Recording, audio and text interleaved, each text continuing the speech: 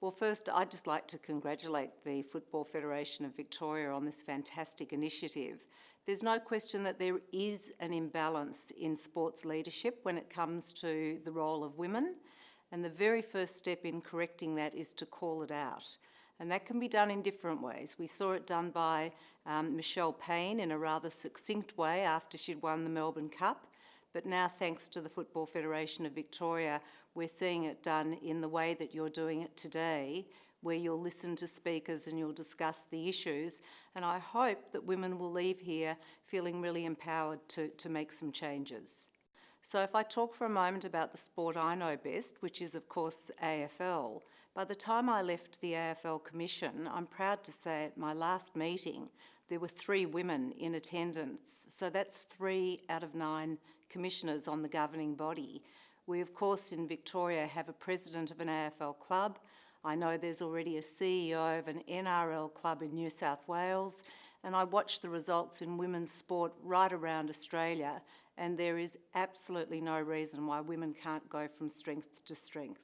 The Australian Sports Commission did a terrific report last year.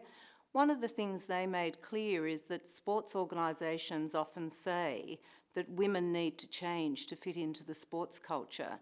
And the Sports Commission called out very, very clearly that it's the sports organisations that need to change.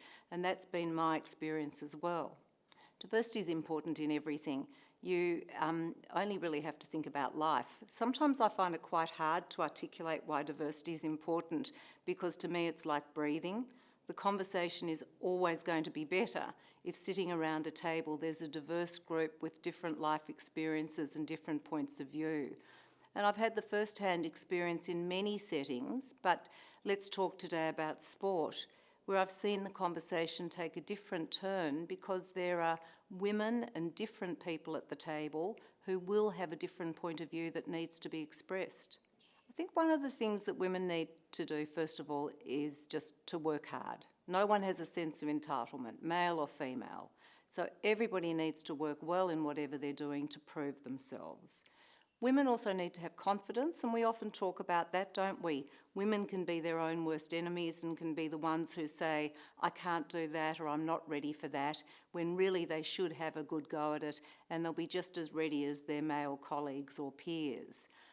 I think we need champions for women. I think women have been mentored to within an inch of their lives, and it's time to stop saying that I'm going to just give someone a little bit of advice or a little bit of help.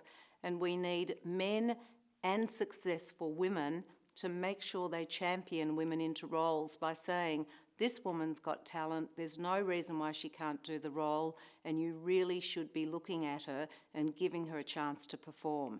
And every organisation will profit from that.